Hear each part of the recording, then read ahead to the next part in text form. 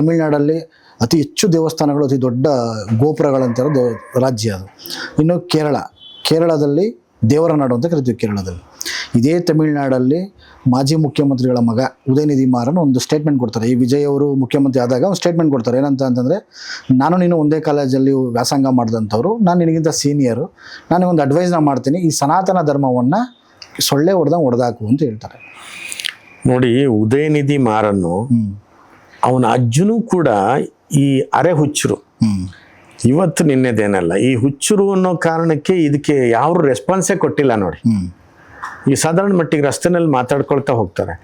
ಒಳ್ಳೆಯವನು ಏನಾದರೂ ಮಾತಾಡ್ತಾ ಹೋಗ್ತಿದ್ದಾನೆ ಅಂದ ತಕ್ಷಣ ಯಾರೋ ಹೋಗಿ ಕರೆದು ಏನಾಯ್ತು ಏನೋ ಅಂತೇಳಿ ಕೇಳ್ತಾರಲ್ವ, ಕೇಳಿ ಒಂದು ಹಾಸ್ಪಿಟ್ಲಿಗೆ ಸೇರಿಸೋದ ಏನೋ ಮಾಡ್ತಾರೆ, ಅಥವಾ ಏನೋ ತೊಂದರೆ ಇದೆ ಅಂತ ರೆಸ್ಪಾನ್ಸ್ ಮಾಡ್ತಾರೆ. ಒಬ್ಬ ಹುಚ್ಚ ಮಾತಾಡ್ತಿದ್ರೆ ಯಾರು ರೆಸ್ಪಾನ್ಸ್ ಮಾಡ್ತಾರೆ? ಇಲ್ಲ. ಇದೇ ಥರದ ಒಬ್ಬ ಹುಚ್ಚ ಹಿಂದೆ ಕರುಣಾನಿಧಿ ಅಂತಿದ್ದ, ಇವನ ಅಜ್ಜ, ಅವನ ನಂತರ ಈ ಬೆರಕೆ ಸಂತಾನ ಆಗಿತ್ತು. ಆಮೇಲೆ ಇವನಿಗೆ ಇಲ್ಲೇ ಬೆರಕೆ ಕಾಣ್ತದೆ. ಉದಯ ಅನ್ನುವಂಥದ್ದು ಯಾರಿಗಿರೋ ಹೆಸರು? ಸೂರ್ಯನಿಗೆ ಇರೋ ಹೆಸರು. ಆಮೇಲೆ ಇವ್ರ ಪಕ್ಷದ ಸಿಂಬಲೇ ಸೂರ್ಯ ಅಲ್ವಾ? ಸೂರ್ಯ ಯಾರು? ಇವನ ಅಪ್ಪನ ಫೋಟೋನ ಅದು. ನಿಜವಾಗ್ಲೂ ಸೂರ್ಯನಾರಾಯಣ ಅಂತ ಕರೆದ ಧರ್ಮ ಯಾರು ಹೇಳಿ?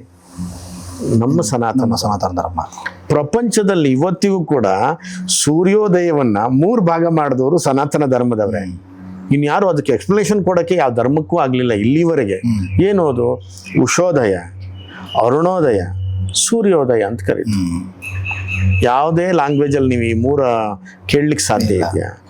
ಅದೇ ಸೂರ್ಯನ ಇಟ್ಕೊಂಡು ಆ ಬದುಕಿ ಇಟ್ಕೊಂಡಿರ್ತಕ್ಕಂಥವ್ರು ಇವರು ಸ್ಟಾಲಿನ್. ಇವನಿಗೆ ಸ್ಟಾಲಿನ್ ಅಂತ ಹೆಸರು ಹೆಂಗೆ ಬಂತು? ಎಲ್ಲಿ ಅವನು ಕಲಬೆರಕೆ ಆಗಿ ಹೋದ್ನೋ ಅಲ್ಲಿಂದನೇ ಅದು ಇವ್ರ ತಲೆನೂ ಸಹ ಕಲಬೆರಕೆ ಆಗಿ ಹೋಗಿದೆ. ಅದ್ರ ನಂತರ ಇವನ ತಾಯಿ ದುರ್ಗಾ ಅಂತ, ಅವಳು ಕೊಲ್ಲೂರಿಗೆ ಬಂದು ಮೂಕಾಂಬಿಕೆಯ ಪೂಜೆನೆ ಮಾಡ್ತಾಳೆ. ಯಾಕೆಂದ್ರೆ ಗಂಡ ಮಾಡೋ ಕರ್ಮ, ಮಗ ಮಾಡೋ ಕರ್ಮನ್ ತೊಳಿಲಿಕ್ಕೆ ಅಂತ. ಇವನು ಮನೆಯಲ್ಲೇ ಕ್ಲೀನ್ ಮಾಡ್ಕೊಳಕ್ ಆಗ್ಲಿಲ್ಲ ಇವನಿಗೆ.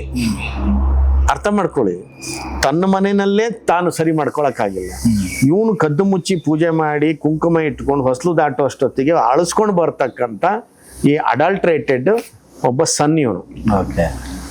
ಇವನ ಅಜ್ಜನಿಗೆ ಕರುಣಾನಿಧಿ ಅಂತ ಹೆಸರಿರೋದು ರಾಮನ ಹೆಸರು. ಕರುಣಾನಿಧಿ ಅಂತ ಕರೆಯೋದು ರಾಮನಿಗೆ. ಅಂಥವನೇ ರಾಮನಿಗೆ ಸೇತುವೆ ಮಾಡಿದ್ದು ಸುಳ್ಳು ಅಂತ ಒಂದು ಕಾಲದಲ್ಲಿ ವಾದ ಮಾಡಿದ್ದ. ನಾನು ಟಿವಿಗಳಲ್ಲಿ ಮಾತಾಡ್ತಾ, ಇದು 28ನೇ ವರ್ಷ ಕರ್ನಾಟಕದ ಇತಿಹಾಸದಲ್ಲಿ ಇಷ್ಟು ಸುದೀರ್ಘವಾಗಿ ಮಾತಾಡ್ಕೊಂಡು ಬಂದವರು ಯಾರೂ ಇಲ್ಲ. ಹೌದು. ಆ ಸರಸ್ವತಿ ನನಗೊಂದು ಅನುಗ್ರಹ ಕೊಟ್ಟಿದ್ಲು.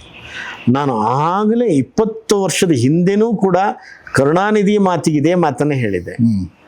ಏನಂತಂದರೆ, ರಾಮ ಸೇತುದೊಂದು ಗಲಾಟೆ ನಡೆದಿದ್ದಾಗ ಆಗಲೂ ಕೂಡ ರಾಮ ಸೇತುವೆಯನ್ನು ಕಟ್ಟಿಲ್ಲ, ಅದು ಸುಳ್ಳು, ರಾಮಾಯಣನೇ ಸುಳ್ಳು ಅಂತ ರಾಮನ ಹೆಸರು ಹೇಳ್ಕೊಂಡು ಹೊಟ್ಟೆಪಾಡಿಗೆ ನಟನೆ ಮಾಡಿಕೊಂಡು ರಾಮನ ಹೆಸರಿನಲ್ಲೇ ಬದುಕಿದಂಥ ಕರುಣಾನಿಧಿ ಅವನು ಹೇಳಿದ್ದು ಅದನ್ನೇ.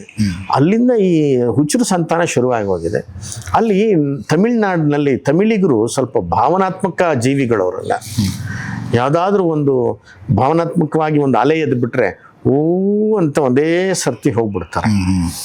ಅದೇ ಥರದಲ್ಲಿ ಬಂದವರು ಈ ಕರುಣಾನಿಧಿ ಸರ್ಕಾರ ಬಂತು. ಈಗ ಇವ್ರುಗಳು ಮಾಡಿನೂ ಕಲಬೆರಕೆ ತಾನಲ್ಲದೆ ಎಷ್ಟೋ ಜನರನ್ನ ಕ್ರಿಶ್ಚಿಯನ್ ಮಾಡಿದರು. ಇವರು ಕನ್ವರ್ಟ್ ಮಾಡ್ಯಾರ. ದೇವಸ್ಥಾನಗಳನ್ನು ಅಡಲ್ಟ್ರೇಟ್ ಮಾಡ್ಲಿಕ್ಕೆ ಹೋಗಿದ್ರು, ಆದ್ರೆ ಆಗಲಿಲ್ಲ.